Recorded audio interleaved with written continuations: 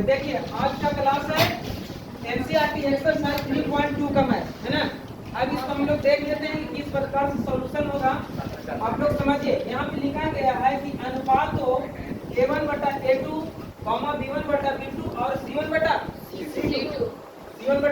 c2 की तुलना कर ज्ञात कीजिए कि निम्न समीकरण युग्म द्वारा निरूपित रेखाएं एक बिंदु पर प्रतिच्छेद करती है अथवा संपाती है।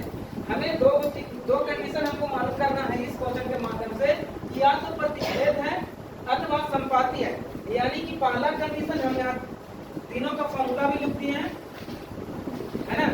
तीनों का यहाँ पे क्या लिखते हैं, फॉर्मूला लिख दिए हैं कि पहला अगर a1 बटा a2 होता है बराबर नोट b1 बटा b2 तो वह प्रतिच्छेदी होगा। क्या होगा, प्रतिच्छेदी होगा।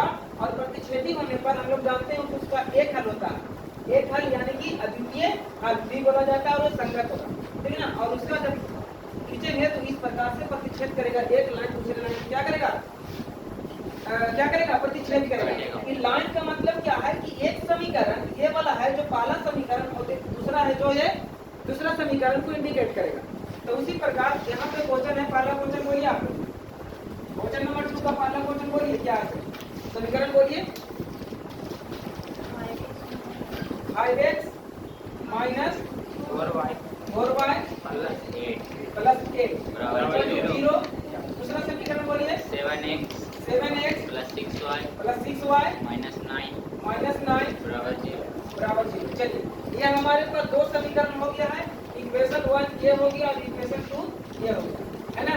अब ये दोनों को हम लोग को सॉल्व करके पता करना है कि क्या इसमें से दोनों में से कोई एक कंडीशन हो रहा है। तो पहले हल करने के लिए चलिए हम यहाँ पे इसको मिटाते नहीं है, बगल में बना रहे हैं, आपको समझेगा। देखिए a1 बराबर समीकरण a1 के लिए हमारे पास कितना हो गया 5, a2 के लिए b1 के लिए कितना हो जाएगा -4 और c2 के लिए c1 के लिए कितना हो जाएगा 8। यानी कि ये समीकरण 1 है, ये समीकरण 1 है। इसको मैं जितना भी a b और c a1 b1 c1 इसके लिए हो गया हमारे पास। अगला जो है दूसरा समीकरण ये है सेकंड वाला, इसके लिए a2 बराबर कितना हो जाएगा 7, b2 के लिए कितना हो जाएगा 6 और c2 के लिए कितना हो जाएगा -9। हाँ सिंबल लगाना भी होता है, सिंबल भी लगाते हैं। अब इसके लिए हम निकाल देंगे a1 बटा a2, a1 बटा a2। a1 की वैल्यू कितना है बोलिए, a1 की वैल्यू 5 और a2 का वैल्यू 7। चलिए अब निकालते हैं b1 बटा b2। b1 का वैल्यू कितना है -4 और b2 का वैल्यू कितना है। अगर इसको कट भी करते हैं तो 4 और द्वितीय -2 बटा 3 हमारे पास क्या आ गया -2 बटा 3। अब बताइए कि क्या 5 बटा 7 बराबर है -2 बटा 3 का नहीं। इसका मतलब ये हो गया कि ये दोनों क्या हो गया, यहाँ पे कंडीशन होगा a1 बटा a2 नोट बराबर b1 बटा b2। अतः यह क्या हो गया, अतः यह समीकरण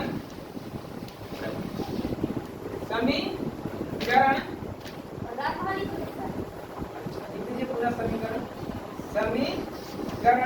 क्या हो जाएगा, प्रतिच्छेदी होगा ना, क्योंकि a1 बटा a2 बराबर नोट b1 बटा b2। यही हो गया अपना आंसर, ठीक है। ये इस प्रकार से ये वाला। चलिए अब इसका दूसरा प्रश्न हम लोग देखते हैं। दूसरा क्वेश्चन है 2 का ही है, दूसरा क्वेश्चन पहला हम लोग सोच रखिए, ध्यान रखिए।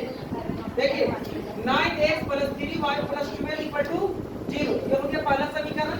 सेकंड है 18x + 6y + 24 = 0 ये हो गया सेकंड इक्वेशन। तो अब हम लोग चलेंगे कि जब a1 का वैल्यू कितना हो गया 9, a1 का वैल्यू 9, b1 का वैल्यू कितना हो गया 3 और c1 का वैल्यू 12। इसी प्रकार इसमें लिखना है a2 का वैल्यू कितना 18, c2 का वैल्यू कितना 6 और यहाँ c1 का वैल्यू कितना 24। हमारे पास दोनों मिल गया। अब चलते a1 बटा a2 के मतलब a1 का वैल्यू 9 और चलिए और निकालना पड़ेगा c1 के लिए है A1 बटा A2 का वैल्यू कितना 9/80। अगर यहाँ पे कट करते हैं तो कितना हमारे पास आ गया 9 दूनी के 18 यानी 1/2। 1 बटा कितना हो गया 2।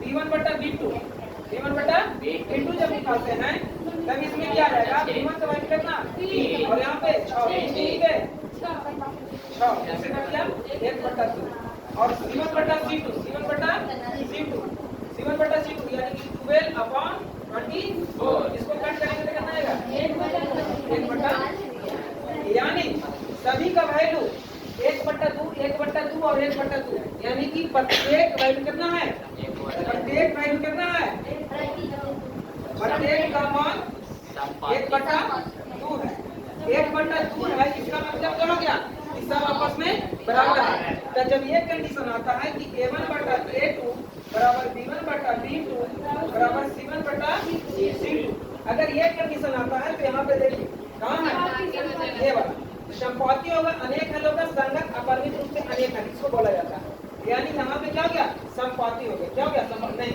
यहाँ पे क्या हो गया संपाती ठीक है ना किसका हो गया संपाती यहाँ पे लिखते हैं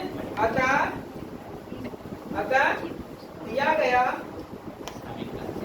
गया रैखिक समीकरण युग्म यही वाला लिखना है यहाँ से है ना ये वाला अतः दिया गया रैखिक समीकरण युग्म द्वारा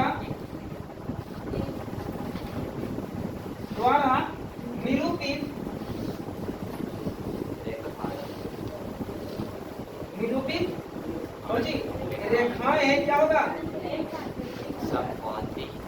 संपाती हो क्या हो गया संपाती ठीक है ना ये हो गया सेकंड क्वेश्चन का आंसर पूरा। अगर नहीं समझ में आया है तो फिर से आप देखिए।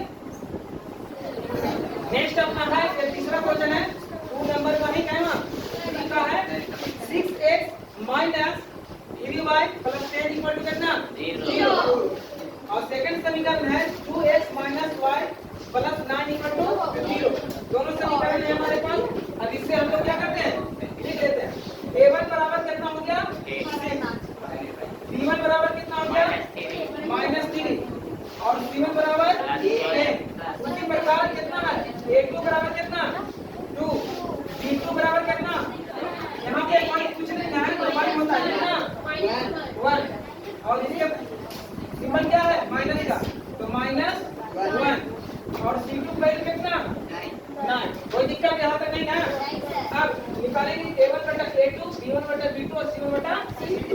a1 बटा a2 का मतलब 6/2 कितना कट गया 3 b1 बटा b2 यानी -3 अपॉन कितना -1 माइनस से माइनस खत्म कितना आ गया 3 और c1 बटा c2 यानी कि 10/9 नहीं करेगा यानी कि ये घट जाएगा 10/9 कितना 9।